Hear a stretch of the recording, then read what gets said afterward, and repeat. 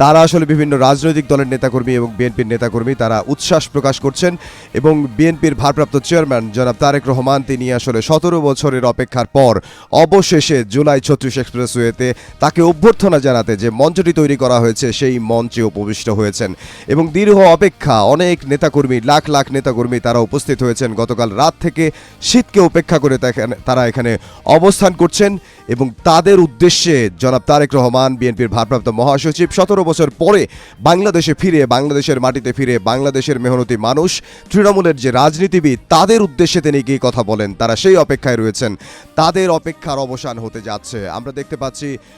BNP মহাসচিব মির্জা ফখরুল ইসলাম আলমগীর এবং বিএনপির অন্যান্য নেতাকর্মী যারা রয়েছেন তারাও স্টেজে উপস্থিত হয়েছেন এবং আমরা সেটি দেখতে পাচ্ছি বিএনপি মহাসচিব এবং এর পাশে বিএনপির সিনিয়র যুগ্ম মহাসচিব রুহুল কবির রিজভী এবং বিএনপির ভারপ্রাপ্ত চেয়ারম্যান তিনি আসলে হাত নেড়ে সেই অভিবাদনের জবাব দিচ্ছেন।